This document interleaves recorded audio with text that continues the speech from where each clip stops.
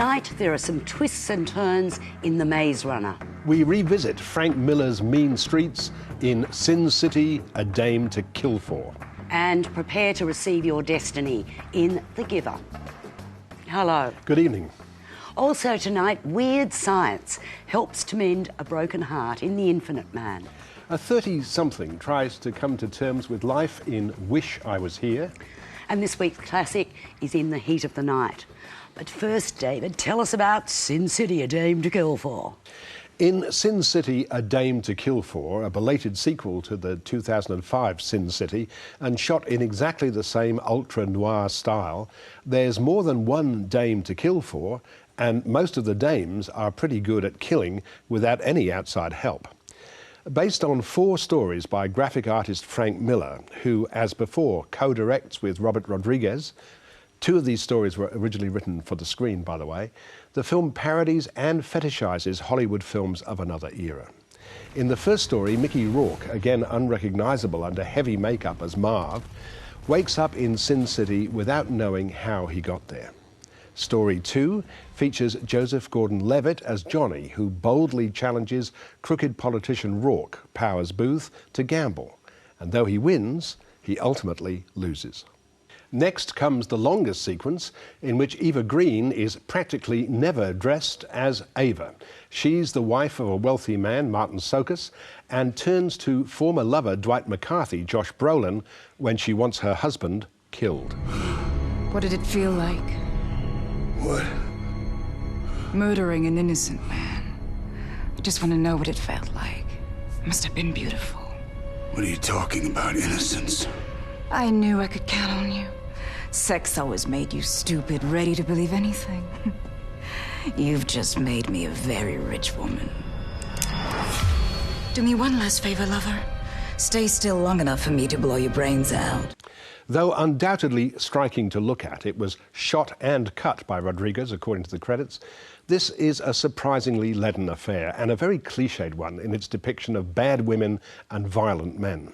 There's a brutal bashing every few minutes or so, eyes are gouged out, heads are sliced off, bullets and arrows fly. It's seriously unsubtle, but it's not as much fun as the original. Performances are as good as the material allows, with Powers Booth coming off best as the utterly evil politician. Bruce Willis is underused, Eva Green is overexposed, and Josh Brolin and Joseph Gordon-Levitt play most of the film with battered faces. This sequel hasn't been a success in the US, and it's not hard to understand why. Yet, there's a strange, brutal beauty to it. Margaret? Absolutely. I love the look of this film. It is pulp fiction personified on screen. Sure. And I found a real cohesiveness to the whole. Look, honestly, I didn't even mind the violence because it's so stylised. It's like it's not real. It's like a comic book. Well, it is a comic book. It is a comic book. It's a graphic novel. Yeah. But the other thing that I really loved about it was the subtext of romance, because everybody, except for the Eva Green character, is getting into all these brawls and beaten up for love. For love, yeah. And I thought that was, you know, so it's sort of like this hard exterior with this marshmallow heart, and I actually embraced it. Well, certainly it's very beautiful. I mean, that shot of Eva Green diving into the swimming pool is a sublime moment. Yes, I mean, it's beautifully conceived and executed. Yeah. I'm giving it 4 stars. I really, really liked it. I'm more moderate. I'm giving it 3.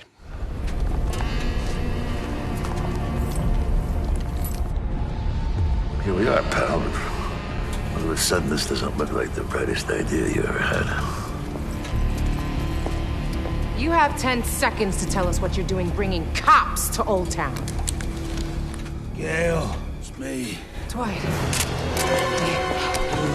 What have they done to you?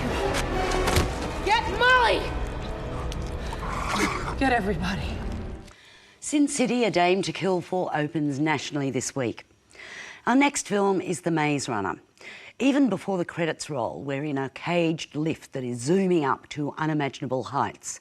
A young man is entrapped, dazed, vomiting.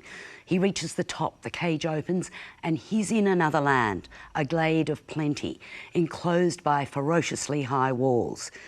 He's introduced to the crowd of young men who greet him by their leader, Ami Amin, who explains that they've all arrived here the same way, with no memory of their past. They can barely remember their names. But during a fight with Gally, Will Poulter, Thomas, Dylan O'Brien, suddenly remembers his name at least, as his past returns in elusive dreams.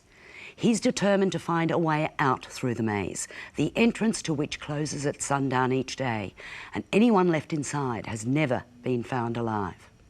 Thomas and fellow runner Min Ho, Ki Hong Lee, are the ones who forge the way to escape their seemingly idyllic life, despite the menacing presence of the grievers in the maze, and despite the fact that many of the young men prefer the status quo.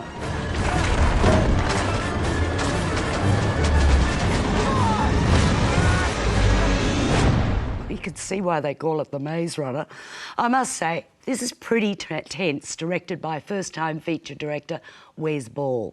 He has a major asset in his star Dylan O'Brien, who does a first-rate job of conveying the confusion, but determination of someone who can't quite figure out why or what, but is going to anyway. Based on a book by James Dashner, I gather there are going to be more in the series. This is comic book stuff that is about young heroes, mostly male. The one female, Teresa, Kaya Scodelario, is underwhelming in both the character created for her and in the performance delivered. But Ki Hong Lee is strong as Thomas's sidekick. It's all a bit bewildering. One is left with no very clear answer at the end, David. Well, I think one of the reasons it's a bit bewildering is that the director goes for this modern look of over-editing. And because he edits so frenetically, it's very often confusing. I mean, I know it's a modern style, but I find it a bit annoying. Look, this is interesting because it's one of a whole lot of films based on young adult books, series of books, Hunger Games being an obvious example, Divergent being another. We're going to be talking about another one later Twilight series. Twilight series, I guess. But mainly these books are about some dystopian future and a young hero or heroine trying to rebel against the system. Maybe that's, you know, how they see the world, and you cannot blame them. And this is why these books are so popular. I think that's right. Unfortunately, the films are beginning to get a bit the same. And even though this borrows monsters from Alien or Alien-like looking monsters, and, you know, it's got a certain amount of modest suspense, I find it a bit on the dull side, really. Look, you know, I got on the wavelength and I'm enjoying the movies tonight. 3.5 stars. I'm giving it 2.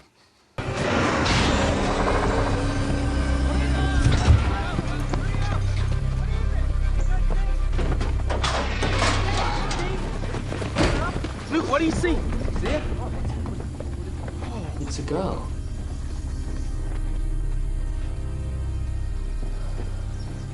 What's in her hand?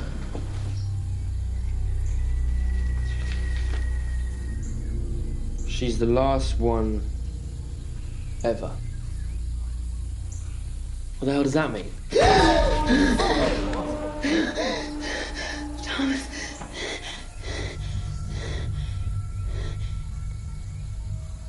The Maze Runner opens around the country this week. The Giver is based on another young adult novel about the lives of young people in a futuristic society. The book by Lois Lowry was published over 20 years ago and was successful enough to warrant 3 sequels. It takes place in an idealised world, so squeaky clean that in Philip Noyce's film version, it's depicted in black and white. The houses, all exactly alike, are inhabited by contented people, unaware that there are such things as pain or conflict. They're like the aliens in Invasion of the Body Snatchers, and it goes without saying, they're not very interesting.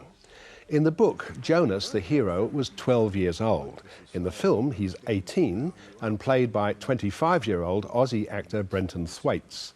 He and his 2 best friends are awaiting the roles the society has assigned to them. And it turns out that Jonas will be made the receiver of memories and that his mentor will be... The narrative of these futuristic books is fascinating, perhaps more fascinating than the books themselves, though I must confess I haven't read The Giver. Despite the fact that Philip Noyce is a fine director who usually brings nuance and intelligence to action films, this is a surprisingly lacklustre affair. I couldn't get very involved with Jonas's increasingly coloured visions of a world outside the cosy cocoon in which he was raised, or in his rebellion. At least the film looks impressive, and Meryl Streep brings jaded gravitas to the role of the woman who runs the place, but it's all a bit familiar and, frankly, a bit dull. Margaret. Do you know, movies have to create their own reality into which you step. And I found with this one that I didn't believe it. I was watching everything from the outside, from the get-go. And even from the design, the design to me was very self-conscious. The black and white was very self-conscious. So, in a way, when you get that sort of impression of a film, it does tend to push you back rather than draw you in. I think it was a passion project for Jeff Bridges, and I think he's lovely in it. He's getting more bear-like as he gets older, isn't he? And I think Brenton Thwaites is a talent. But overall, I was a bit underwhelmed. No, majorly underwhelmed by this. I'm going to only give it 2.5 stars, I think. Yeah, me too, 2.5. You're being careless. You're moving too fast. We both know what happened 10 years ago with the girl. The girl had a name. You think I don't remember her name? I know you feel her loss.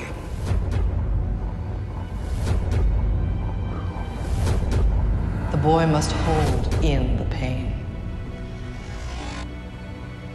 Don't fail us again. The Giver is currently screening nationally. It's rare that Australian films go dangerously weird, but Hugh Sullivan has ventured into exactly that territory with The Infinite Man. It's a time alteration film about a man, Dean, played by Josh McConville, who wants to celebrate his 1-year anniversary with Lana, Hannah Marshall, in the same place they were a year ago. But things have changed. There's no music, no people, nothing except themselves. He's intent on recreating that experience, maybe a bit too intently. But when her former lover of 4 years ago, Terry, Alex Dimitriadis, arrives unexpectedly, things fall apart. What are you doing here, Terry? I thought you should know that you left some washing on your line. You drove 3 hours to tell me that. Submit these. Somebody could have stolen them. Hey. She tell you that I threw javelin at the Olympics? Yeah, upset the establishment with my politics. My drug taking? When they came to take my medals from me. I throw them like a javelin. Off the balcony. The officials, not the medals. This has to stop, Terry. We broke up 4 years ago. Yeah, well, now I'm back. A year later, Dean, having invented an experience recording machine gizmo, invites Lana back for a rerun, and hopefully with a better outcome. And then things get very complicated indeed. 1 year ago, we recorded something onto this drive. Since then, I've been working on a retrieval system. Something to get what's on here into here. And what is on there exactly? The past. It's a point in time. Our anniversary weekend.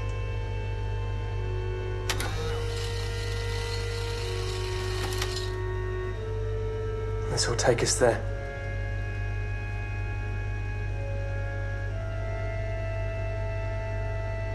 Hugh Sullivan has created a bizarre world here which repeats itself with crazy loops where Dean meets Dean and tries to control Lana's response and everything spirals out of his control. It's a bravura film from a first-time filmmaker, full of wit, wistfulness, romanticism and totally off-the-wall concepts.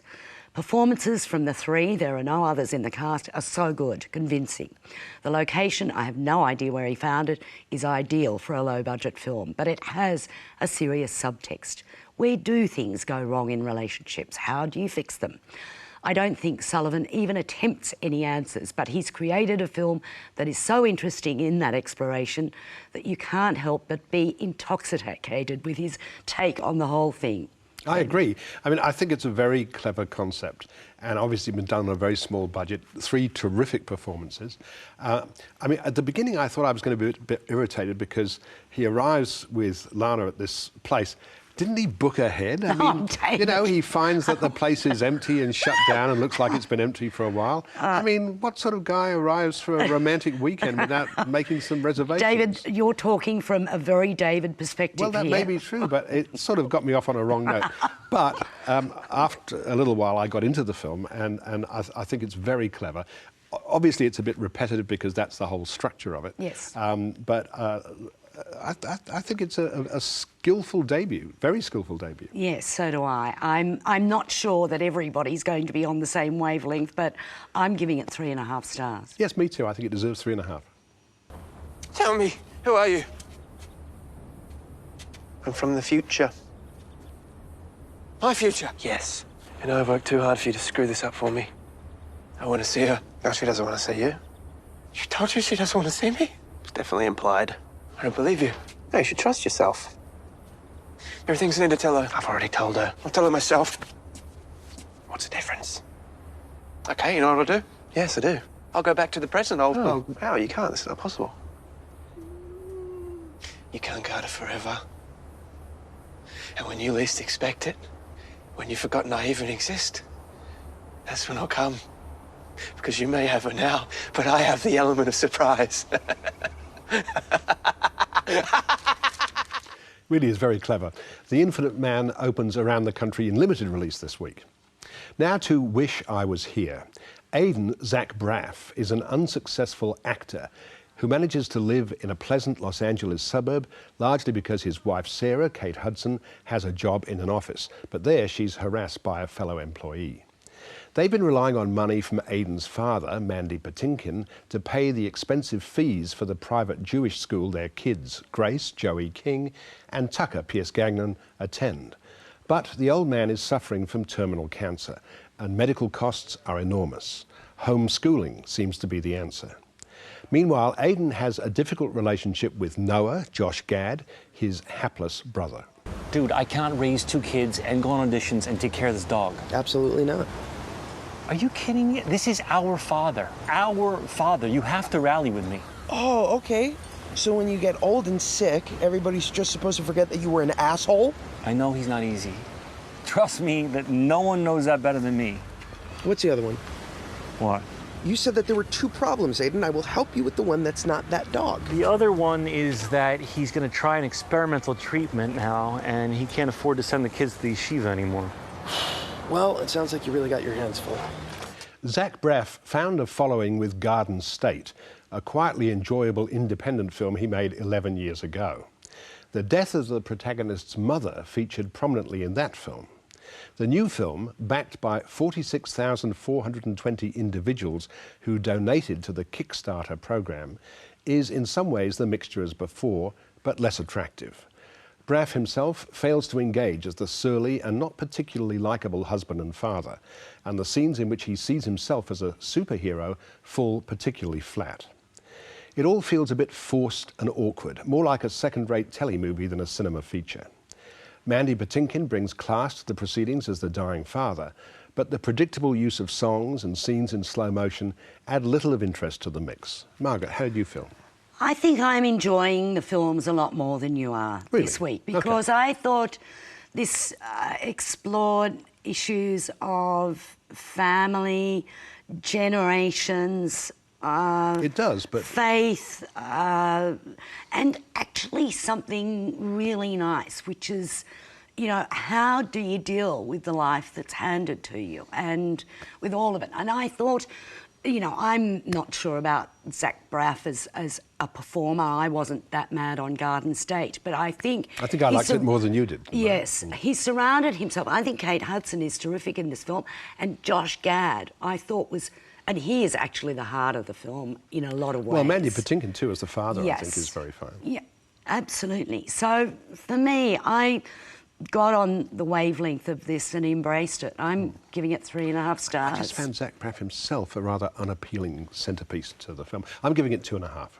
It's a horrible idea. You don't know anything. What are you going to teach him, how to do the acting? There's websites, Dad. There's books. It's only till the end of the semester we'll be fine. You're burdening them with your fears. Just because you got beat up in the public school doesn't mean they will. You got beat up? No. Oh, yes. No. Tell them the truth. They picked on him. There's Dungeons and Dragons and the scientific fiction meets. I got in one fight. You marry a half-Jew. You provide your children with absolutely no sense of spirituality or faith in a higher power. Now for dessert, you spoon-feed them all your fears. It's a mess, Aiden. Wish I Was Here opens in limited national release this week. I've chosen a 1967 film for tonight's classic. It's In the Heat of the Night, directed by Canadian Norman Jewison, written by Sterling Siliphant, with music by Quincy Jones, cinematography by Haskell Wexler, and edited by Hal Ashby. That's quite a lineup of talent. It stars Sidney Poitier and Rod Steiger. Steiger is Gillespie, police chief in the town of Sparta in Mississippi.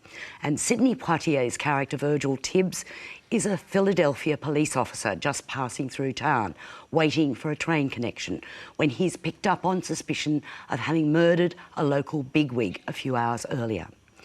When Gillespie finds out who Tibbs actually is and that he's a homicide detective, he reluctantly wants to use his expertise, but he's not all that happy with the results. Martin, I want you to take Mrs. Colbert over to the funeral parlor, and Wood, you run Virgil down to depot. Verge here, Chief. He thinks that Harvey's innocent. Well, I'll be damned. Could I talk to you about it in private? No, you can't talk to me about it in privacy because I got Colbert's wallet right here in my hand. We took it from Harvey Overs. You don't think he gave it to him, do you? I don't know, but Overs could have come along after the crime, found it, picked it up. I don't know. That's what the boy said he did. Well, I'm sorry, man, but I say different. Well, when I examined the deceased, it was obvious that the fatal blow was struck from an angle of 17 degrees from the right, which makes it almost certain the person who did it is right-handed. So what? Old Harv's left-handed, Chief. Everybody in town knows that. Yeah, that's what we figured out, Chief. Harvey's a lefty, uh-huh. Well, you're pretty sure of yourself, ain't you, Virgil? Virgil, that's a funny name for a nigger boy that comes from Philadelphia. What do they call you up there? They call me Mr. Tibbs. Mr. Tibbs! Well, Mr. Wood, take Mr. Tibbs, take him down to the depot, and I mean boy like now! The film was important socially because the Civil Rights Act had only come into being in 1964, and implementing it was another matter altogether. There is a famous scene, which we'll see in a couple of moments, that caused gasps in audiences. Poitier was heavily involved in the civil rights movement and refused to go south of the Mason-Dixon line to film, so it was mostly shot in Illinois and Tennessee, presumably without Poitier. Norman Jewison was a socially conscious filmmaker and often made films about controversial issues, along with such memorable films as The Cincinnati Kid, Thomas Crown Affair and Moonstruck. He's had a long and distinguished career. In the Heat of the Night was nominated for many Oscars, winning 5, including Best Film and Best Actor for Rod Steiger, along with Oscars for Siliphant and Hal Ashby. Although Jewison was nominated, he didn't win. He did, however, get the nod as Best Director from the Golden Globes. David. And Poitier didn't win either, but No. it was a big year for him because he was in To Serve With Love the same year, Yes. so this was a major thing.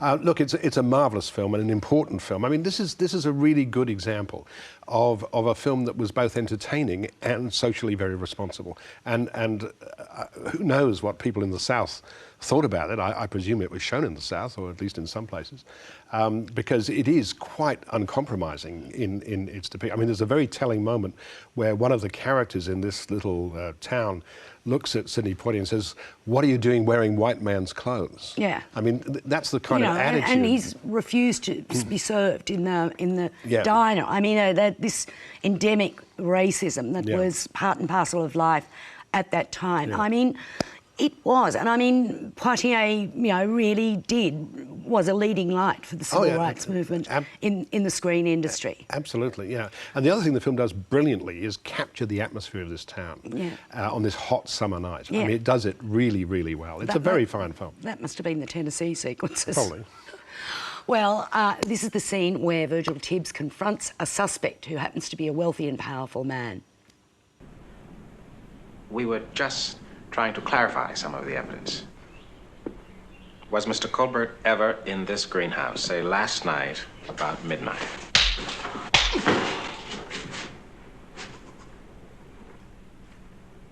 Gillespie, Yeah, you saw it. I saw it. Well, what are you going to do about it? I don't know. I'll remember that. There was a time when I could have had you shot.